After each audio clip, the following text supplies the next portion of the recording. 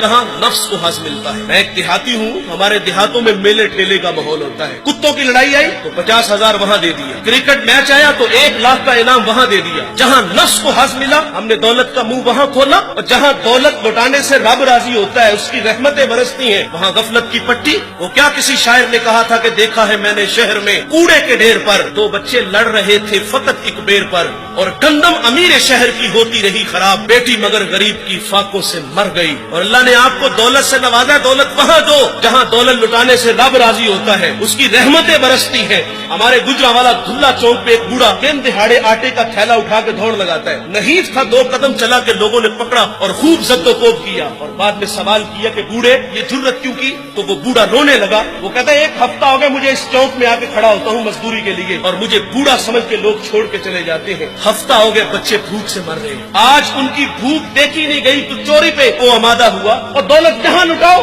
یہ نوائے وقت میں خبر چھپی تھی، کمالیہ کی بیٹی وہ شادی کے قابل تھی، ایک رشتہ ملا، ادھر سے بارات آ رہی ہے، ادھر بیٹی والے تیاریوں میں، ہمسائیگی میں سے کسی نے شرارت کی کہ جس کے گھر میں آ رہے ہو وہ اپنی بیٹی کو چند جوڑوں کے سوا اور کچھ بھی نہیں دے سکتا، بارات وہیں سے واپس چلی گئی۔ بتاؤ اس بیٹی کے دل پہ جو کچوکے اور زخم لگے تھے اس کا مداوع کس نے کرنا تھا؟ اور اللہ نے آپ کو دولت سے نوازا ہے، غریبوں کی بیواؤں کی بیٹیاں گھروں میں بوڑھی ہو رہی ہیں، تم کتوں کی لڑائی پہ پیسے لٹا رہے ہو، تم ہجڑوں پہ دولت لٹا رہے ہو۔ اگر دولت لٹانے کا شوق ہے تو معاشرے میں پھیلے ہوئے دکھ دیکھو، یتاما مساکین پہ دولت لٹاؤ تاکہ تم خدا کی رحمتوں کے مستحق ٹھہرو۔ لیکن دولت وہاں دی جہاں نفس کو حظ ملا۔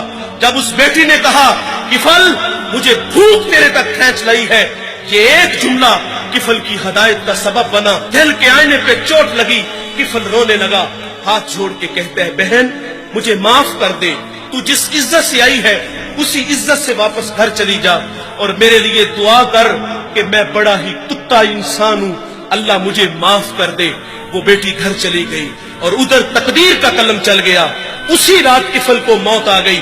صبح ہوئی تو زمانے نے کفل کی دیوار پہ یہ لکھا ہوا پڑا تھا کہ اللہ نے کفل کو معاف کر دیا ہے۔ وہ معاف کر کے راضی ہوتا ہے۔ بھائی کوئی بندہ مرنے سے پہلے آ جائے ہاتھ جوڑ کے کہہ دے کہ یا اللہ آج کے بعد گناہ نہیں کروں گا، یہ اس کا وعدہ ہے کہ جو میری چوکھٹ پہ 2 آنسو لے آتا ہے میں اس کے گناہ کو لوہے محفوظ سے مٹا دیتا ہوں۔ اس ویڈیو کو شیئر ضرور کیجئے، ہو سکتا ہے آپ کے ایک شیئر سے یہ بات کسی کے دل میں اتر جائے۔ جزاک اللہ۔